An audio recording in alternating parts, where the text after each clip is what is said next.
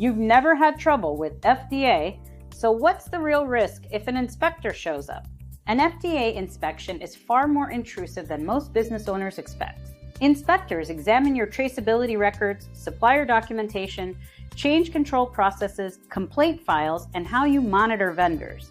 Every gap becomes a documented finding, whether you knew about it or not.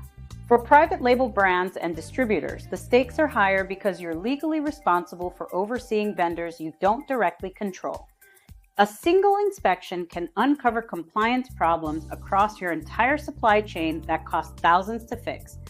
Worse, a warning letter or recall can damage retailer relationships. Places like Walgreens or Target have compliance requirements baked into supply agreements, and a warning letter can trigger contract reviews or block shipments.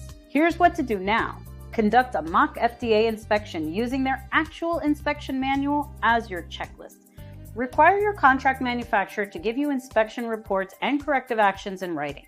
Keep centralized records of supplier qualifications and ongoing monitoring.